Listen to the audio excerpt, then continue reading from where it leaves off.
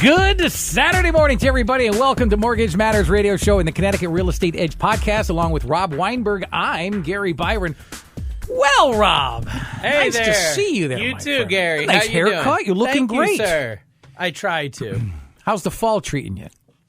You know, we're getting into it here. A little colder than I would hope, but transitioning, right? Yeah, I know. It's not, so many people love the autumn, and I get it. It's picturesque. Make no mistake about it. You have warmer days and the cool nights, and the whole nine yards. And I don't want to be Debbie Downer. I don't want to say that it doesn't look pretty. It does, but it's dying. So that's why the leaves are changing and falling, because they're dying. And I just see it as a precursor of things to come. And people who know me, who listen to the show every morning, know I am not a winter person at all. I don't like snow. I don't like cold weather in the least bit. And I'll tell you what, I'll take snow on Christmas, and then I want it to melt the day after. So, of course, chances of that happening are slim. But that's really it. I've never been. I know you're a Florida guy, so. Oh, yeah. I mean, you got to take the good with the bad. I like the visual. It's a nice time of year, to be out and about, enjoying the festivities, right? Sure. But we know what's coming. That's my point.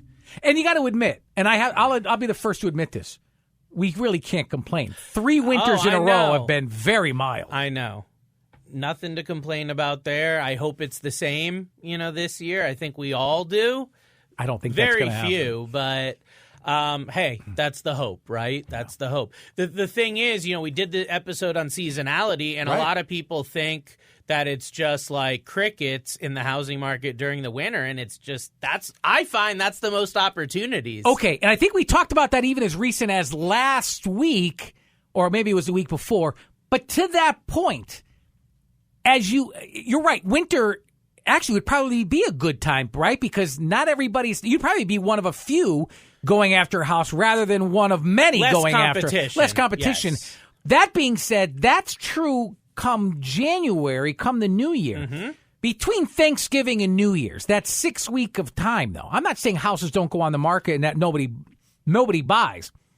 But that's of the 52 weeks a year. It's a little quieter. That 6 weeks has got to be the least. But what I found is that the people that are in the market then as buyers are very serious, right? They're very serious. Okay. They're very decisive at that time. They know what they're looking for. Because if you're in the market at the end of the year in the New Year's / holiday season, then you're a serious buyer. You're not doing it for fun, right?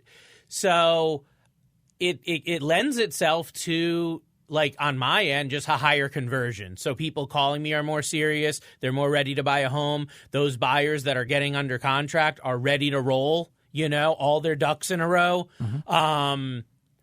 I mean, and I find that on the seller side, too. If you're selling a home in that winter timeline towards that end of year, New Year's, you're a serious seller because you're not doing it at that time so you can maximize your profit. You're just not. That's not the time of year to do that. There's a reason that you need to sell if you're selling in the winter. Yeah, I was talking to you before we went to air, and I was looking at a house just the other day. And first of all, I haven't went and looked at a house in a number of weeks. The pickings are quite slim. Oh, yeah. And they're getting slimmer. And and I'm hearing, well, the rates are higher, but they're higher in comparison. They could go even higher, than right now. Is there any link or any relationship between the buyer and the interest rate? Is there a threshold where people will say, I know you like to compare, well, back in the 80s, back in the 80s, some of these people weren't even born. So they're not using that as a comparison. They just care about them. Well, not in my lifetime, I'm used to this. And if I'm going to buy, it ain't going to be at 20%, So is there a threshold that you think that the average person would would say that's too high, and the Fed says, okay, we learned a lesson here. This is the benchmark. We've got to go. I don't think – I mean, I can't talk on the higher side of the numbers because, like you said, rates are rising, and at this point they haven't stopped rising, right? So we haven't seen that elastic band pop yet or break.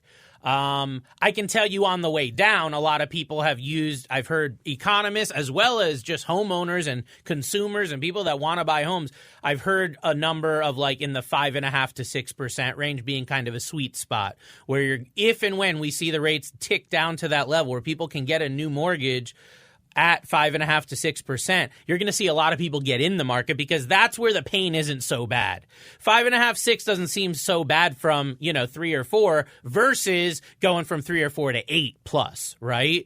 So that's kind of the sweet spot on the way down. But people need a house to live in no matter what the rate is, even if it is 20%. So there's a percentage of people that will buy a house even if the rate is double digit, tripled. No, just kidding. But double digit, there's definitely people that would still buy a home. But as the rate goes up, 2 things happen. Number 1, less people are qualified.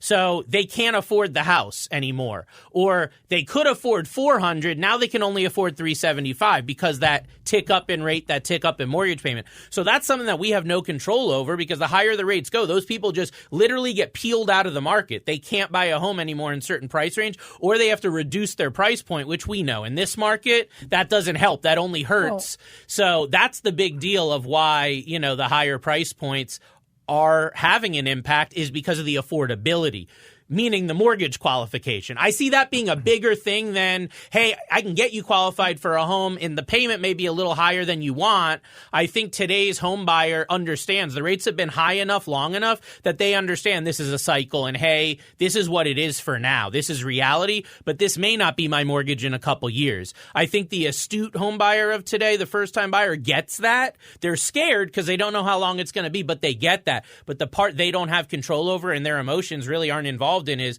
again, the mortgage company saying, no, you cannot buy that house anymore. Now it's lower. That's the piece, Gary, where I think we're going to see prices ultimately come down. Because when the rates go high enough and there's so few people that can qualify, then it's like the seller puts the house on and there's only 3 people at the open house in a week. All right, now we got to lower the price. You see, it's just that domino effect. How far out are we from that? How much longer, how much further does the Fed have to go? These are the questions that we don't know the answers to. So to your point, you're still you'll still have business, but you're just going to have business to a smaller group of people that are eligible and qualified to be the buyer. The general public start getting squeezed out. I'm out. This person's out. I can I can't afford this anymore. So while you still have business to be made, it's the same smaller pool of people who have the money rather than the general masses, that.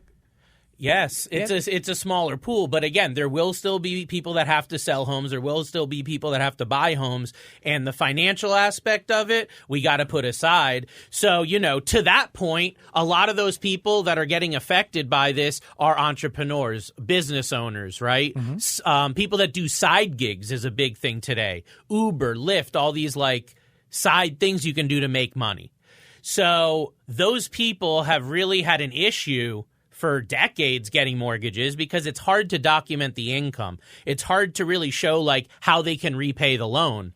So I've gotten so many questions and so many people reaching out thinking that either they can't get approved or they tried to get approved and they couldn't, wondering what are the options? Are there certain circumstances that a self-employed or an entrepreneurial individual can get a mortgage? Are there different programs available now that maybe weren't available 6 months ago, a year ago? The answer is yes. And that's why I wanted to dive in on this show, Gary, is mortgages for the modern entrepreneur. Mm-hmm. Mortgages people can get today that maybe weren't available in the past. You may have gotten denied in the past. Now, as these lending guidelines, as we're discussing, less people are qualified, mortgage lenders, banks, people that make these programs are expanding guidelines. They're making it more available to get a mortgage. As someone with extensive experience in the real estate and mortgage industry like you, how have you seen the landscape change for entrepreneurs and those self-employed individuals over the years? Yeah, so when I started in the industry, Gary, it was in the I'm going to say 04. I'm trying to think when I was making my first calls. I'm thinking back to my college dorm room. But anyways, it was in that 03, 04, 05 timeline. And back then there were loans called no income or stated income loans. They're not available now anymore in that format. But basically, they were for entrepreneurs, for business owners, and they didn't require any income verification. So they were very good. They were very easy to get. They didn't require high credit score requirements, which was nice too, very flexible. So that was good. So stated income loans and no ratio loans was another one that we used back in the day. Those went away in like 2006 when the whole housing market changed, 07-ish. Like all those programs went away. The government basically outlawed those loans because they were, in a lot of regard, they were responsible for the housing crash that happened. Right. Yep. So they tightened up. And I feel like from about 2007, 2008, up until like 2019, 2020, we really had a scenario where there were little to no specific loans for self-employed, for entrepreneurs. You had to do a conventional mortgage, show your tax return, that sort of thing. There might have been one-off banks here and there offering limited income type of loans, but they weren't mainstream like they are now today, where there's a lot of investors and a lot of opportunity. So there was especially tightening during COVID. And anyone that was self-employed that tried to get a mortgage anytime between May of 2020 up until like early 2022 was how long those guidelines were in play. They had a lot of extra scrutiny. We had to show bank statements that you actually were making money at your business because, as you know, so many weren't. So many went out of business during that time. But what we saw with that extreme tightening with COVID at the end of that, at the exit, when they actually got rid of those final guidelines, now it opened up a lot of options. They're not conventional mortgages. They're non-QM, but there's so many different options we'll be talking about. Bank statement loans, profit and loss loans, asset depletion. And there is even now one bank that I'm aware of that offers a completely no income loan where you don't have to put anything on the loan application at all. Yes, the interest rate is considerably higher. Yes, you have to put a substantial down payment. But the bottom line is it's available now where it wasn't available a while back. And it's opening these opportunities for people that maybe couldn't get approved for a loan at all. Or if they were getting approved, it was a lower price point, like we were discussing. It was an amount that wasn't going to make their real estate dreams a reality. I'm finding on these self-employed specific type of loans, the debt ratios are very flexible. There's a lot more income we can show so people can qualify for more home. What do you recommend to self-employed individuals to ensure that they receive, the best financing for whatever their unique financial situation happens to be? This is a really important question because a lot of people that go about getting a mortgage, and we've discussed the fact that they'll just go to their bank, their credit union, wherever they've got that relationship. Hey, they do mortgages, let's go with it. And what you'll find is, if you've got a very clean vanilla situation, as we call it, that might work for you. Great credit, plenty of income, low debt, that's fine. But most people don't fit into that box. And especially if you're an entrepreneur, if you're someone that has irregular income or income from different streams, it's not as easy to document on your taxes. Maybe you write off most of your income or a substantial amount, like many business owners. Take advantage of the tax code that's in place, much like our politicians and our leaders do. We can do that too. But the flip side of that is it's harder to get a conventional mortgage because they're looking at those taxes. They're looking at those areas where you're cutting corners, maybe, so to speak, or you're trying to lower your taxable income. Well, that makes it a lower mortgage qualification. So the thing that's unfortunate is that most banks and credit unions, and even just lenders that are new in the business in general, they kind of try to fit you in one of very few boxes. They don't have a lot of outlets. So I specifically recommend, if you're an entrepreneur, if you're a business owner, make sure you're working with a mortgage broker. This is one case where I want to get very specific. You want to work with a mortgage broker. You don't want to work with a mortgage banker. You don't want to work with a credit union. You don't want to work with a local bank. And the reason why is because those institutions historically do not cater to the self-employed. Those organizations do not have the loan programs we're talking about. So before you even go down that road, find out, do they have a profit and loss loan with no taxes required? Do they have a bank statement loan? If they look at you with a weird look or they don't give you a straight answer, again, go somewhere else. And I think a mortgage broker is the best place for a self-employed person to get a mortgage because as a mortgage broker, we have access to dozens or hundreds of lenders, and there's so many options. You must have a ton of success stories with these self-employed clients, right? I do. And I have a great success story, actually, just closing on a home this week, and he's a listener of the show, and that's why I think it was such a big deal. Is he had reached out gentleman named Tim from Canton, Connecticut, and he's a blue collar business owner with an HVAC company. Okay. Right. So he's out every day fixing people's homes, fixing their AC units and all that.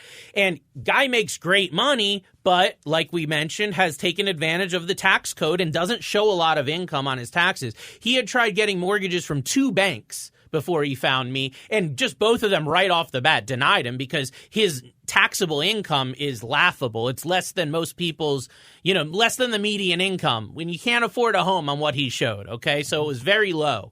But when we looked at his tax returns, when we looked at his bank statements instead of his tax returns, the truth came out, which was this guy has a substantial, almost a 7-figure a year type of business, okay? Substantial. Wow. Wouldn't know it by looking at his taxes, though.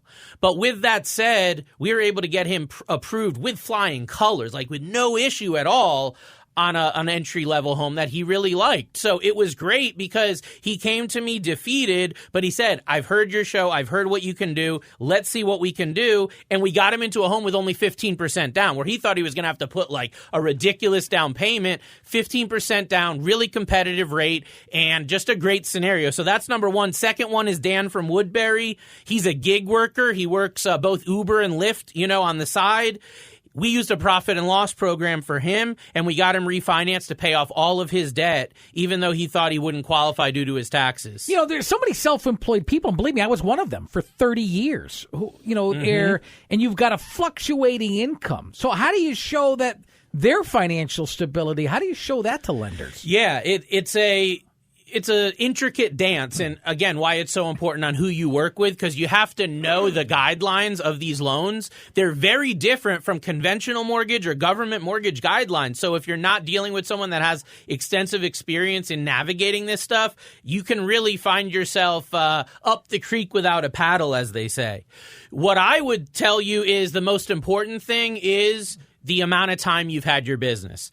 It's very difficult or impossible to get a self-employed loan like we're talking about if you just started your business. Generally on these, it's a 1 to 2 year minimum self-employed time that you've had your business. The more, the better. And the real hard, fast rule in lending is 2 years that you've been in business. How do you prove that? We look on LLC records, Secretary of State, articles of incorporation, things like that. So it's not just you decided to start a business one day and then you incorporated 2 years later. We need real documents in writing of when you started. So I think number one of how you can show your financial stability as a business owner is have an established business for at least a couple of years, so that's right off the bat. The second thing is a lot of people don't think about this, but non-sufficient funds fees, NSF fees. So a lot of these self-employed loans look at your bank statements. They don't just look at 1 or 2 months. We're looking at, on like a business bank statement loan, we're looking at 12 to 24 months of your bank statements. So you can imagine non-sufficient funds can come up sometimes, right? You got all this money coming in and coming out. These self-employed loans look at that as a red flag. So if it just happened once here or once there, it's no big deal. But I've seen some self-employed people that treat their bank account like a piggy bank that's unlimited, and every couple days they've got non-sufficient funds fee, or every month there is a negative balance. That's a no-no. That's a big red flag. So be very, very aware of the money you have coming in and going out of your account. You want to avoid non-sufficient funds fees completely. And if you have them, make sure it's isolated. Some of the lenders will allow, couple over the course of a year.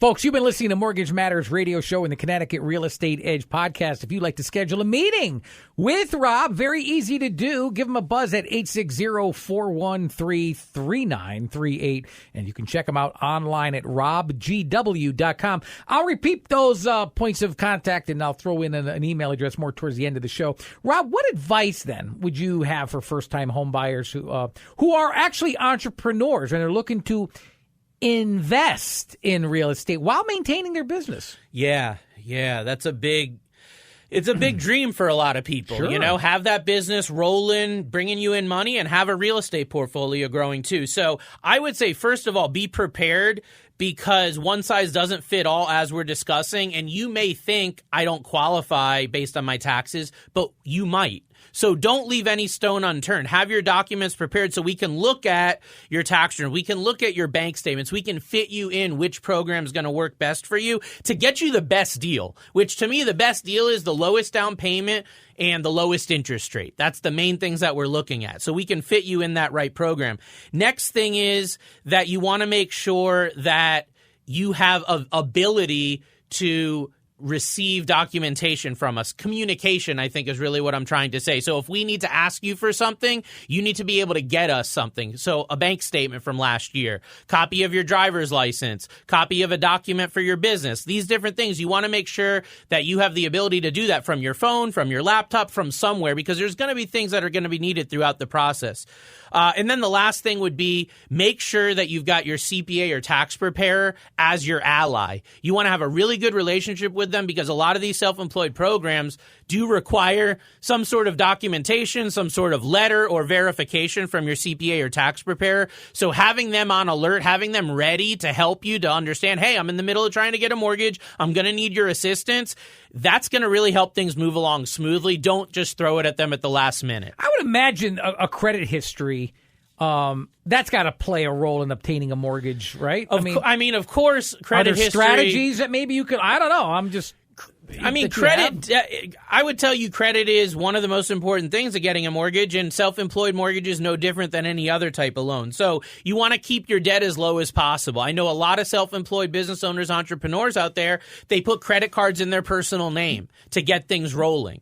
And they don't really think about how that's going to affect them when it comes to getting a house. I even had a business owner the other day that had multiple cars in his name that were all business vehicles, but the guy had like $2,000 a month in car payments, and his income was very, very limited. So let's just say a pre-approval was not in the cards. He didn't realize, though, that all those business debts, quote unquote, that he co-signed for, that he guaranteed, were going to affect him when it came to buying a home. So keep your debt as low as possible and keep it out of your personal name if you can. You know, sure. If you're a true business owner with a legitimate business, pay off credit cards before you move forward with the loan application. Pay the credit cards down or pay them off before the statement end date to ensure the score is as high as possible when the mortgage lender actually pulls your credit.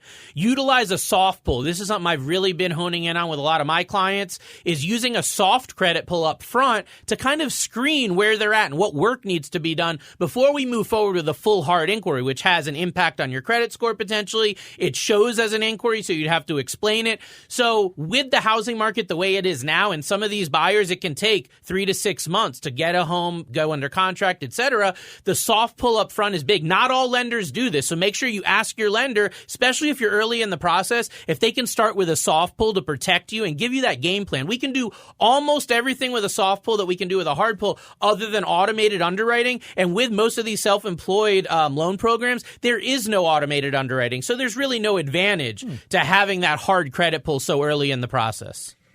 Can you offer, I'm running out of time, so this will be my last question, maybe some insights into the advantages of, let's say, working with a local real estate, and mortgage expert like yourself here in Connecticut, especially for entrepreneurs who are looking to, make their mark in the real estate market. Right. So like any business owner knows, the team behind you who's running your business and helping you is important. It's the same thing with real estate, buying a home and financing. The team behind you is going to make or break your entire process.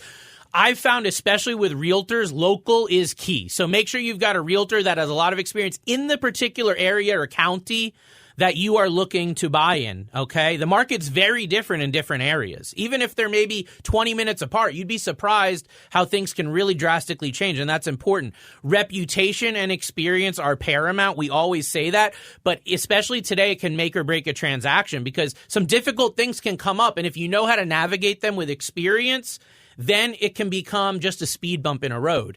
I've found some of these newer novice agents trying to help their friends buy homes. We hit a little speed bump, the whole deal is derailed. The whole thing falls apart because they don't have the experience to be able to fix it. So that's really important. As a business owner, you need someone that can support you because you're busy doing your thing, running your business. So you need to make sure you've got the right people behind you to kind of keep that mortgage and real estate process moving forward. And the last thing is communication is key. So make sure you have that buttoned up very, very early in the process. Make sure that you know how everyone's communicating. If your realtor likes texting, great. Let's get that ironed out up front. If you're not going to be available for phone calls from 12 to 5 every day, that's fine. Let us know. Let's have kind of that schedule, so to speak, of when we can all communicate with each other. And that's going to make sure there are no delays, because I'll tell you, it's so frustrating, Gary, to be in a transaction and be waiting on someone like a real estate agent or a lender or an attorney. And by having that buttoned up communication up front, it can just really make a great process for everyone and a lot less stressful. Rob, you know what's frustrating is being an entrepreneur and doing well in business and being told that you don't really qualify for a mortgage from your bank. I had no idea that people like you mortgage advisors, are even existed. I heard of financial advisors. Well, I have one of those too, and he's completely separate from what you do. So just knowing that if you're a gig worker, if you're self-employed, if you're 1099, that doesn't mean that you're not eligible to get your own mortgage. You're probably way more eligible than you understand.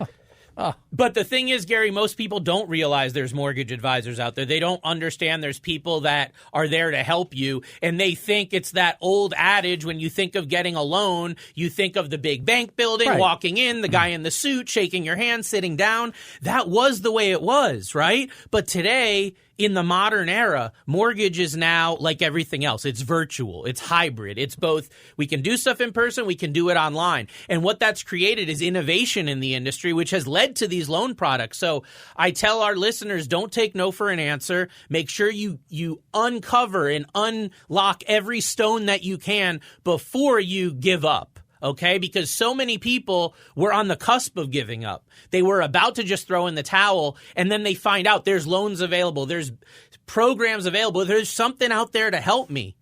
And that is the game changer. That's what turns it from a failure to a success. And that's what this show's all about. That's what our episode's all about today. Yeah, well, this is why this show is so important. People are every day, they're learning more of their options and learning more about you. Folks, if you'd like more information on this show or any of the other shows that we do here, simply head online to to robgw.com. Let me say that again, www.robgw.com. If you'd like to send an email to the show, maybe you've got a question that you'd like to have answered on these airwaves, that's easy to do as well. Simply email us at mortgagemattersradioshow@gmail.com. But what I always say is there's nothing like personal contact. Make the consultation. And if you can't do it today, at least write the number down and call Monday, 860-413-3938. I'll repeat that for you, 860-413-3938. For Rob Weinberg, I'm Gary Byron. Thank you so much for listening to Mortgage Matters Radio Show and the Connecticut Real Estate Edge podcast. Until next Saturday morning, have a good one, everybody. So long.